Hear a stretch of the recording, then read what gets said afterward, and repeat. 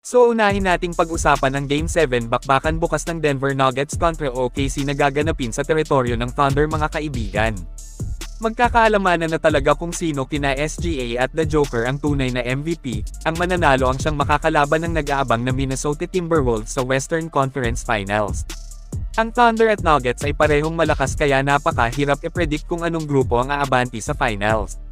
Hati ang mga fans sa banggaan na ito, may mga nagsasabing Thunder ang mananalo kasi mas malakas nga daw sila kesa sa Denver at hawak din po nila ang home court advantage.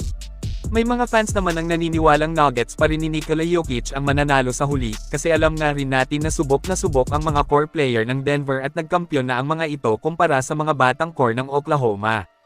Pero yun nga, ang OKC kitang desidido rin nilang manalo talaga, kaya paniguradong magandang laban ito sa Game 7 bukas. Para sa Thunder ay kinakailangan pa nilang limitahan pa si Nikola Jokic para manalo. Kapag naging maganda ang depensa ng OKC kay Joker ay mataas ang posibilidad na mananalo sila.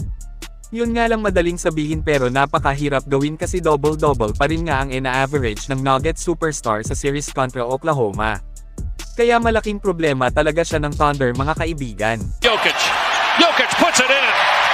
Para sa Denver naman ay kinakailangan din po na mas higpitan nila ang depensa sa labas kasi ang daming tumitira sa OKC ng threes. Isang koponan na kilala ngayon na sa 3-point area kinukuha ang malakas na opensa, halos lahat sila may pambihirang tira sa threes kaya mahirap din silang pigilan talaga kapag kauminit na sa laban. Magkakaalamanan na bukas kung sino kina SGA at Jokic ang aabanti sa West Finals. Sinilip po natin ang injury report ng Denver at OKC para sa kanilang banggaan bukas. Medyo tumagilid pa ang Denver kasi listed as questionable si Aaron Gordon, ibig sabihin hindi sigurado ang paglalaro. Masamang balita talaga ito para sa Nuggets kasi alam naman natin kung gaano kalaki ang dalang impact ni Gordon sa grupo.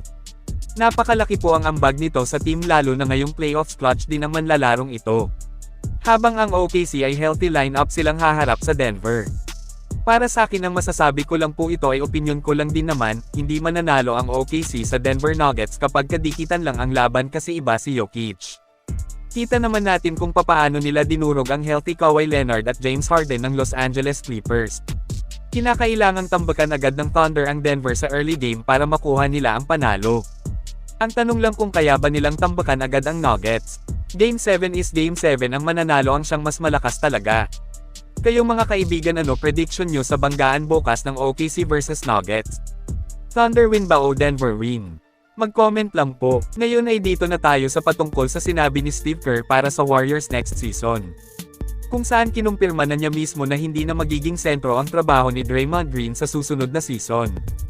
Ibig sabihin kukuha na talaga sila ng tao na gagawa ng trabaho sa loob para mas mapatibay ang kanilang depensa at maging sa opensa sa ilalim. Dominanteng center ang kailangan para tuluyang magiging solid at mas kakatakutan ang kanilang samahan. Okay naman ang performance nila this season, nadali lang talaga sa injury ang greatest shooter kaya sinamantala ng Wolves ang problema at hindi na hinayaan na makaabot pa si Curry. Pero mas lalakas pa nga talaga ang GSW kapag may maasahang sentro sila. Dito papasok ang isa sa maingay ngayon, itong Kristaps Porzingis trade to Golden State Warriors. Posibleng mangyari kasi balita natin mawawasak ang lineup ng Boston dahil sa pagkatalo nila sa kamay ng New York Knicks lead by Jalen Brunson at Karl Anthony Towns. Kapag natuloy ang storyang Kristaps Porzingis sa GSW ay sure ball mag-iingay pa talaga ang gold-blooded next season. Perfect sa Dubs ang playing style niya, isang big man na may matinik na tira sa threes, klase ng manlalarong pasok sa panlasa ni Steve Kerr. Kayong mga kaibigan, ano ang masasabi nyo kung tuluyang makuha ng Warriors si Kristaps Porzingis? I-comment lang po yan sa ibaba at akin pong babasahin yan. Maraming salamat po, mag-iingat at God bless sa lahat.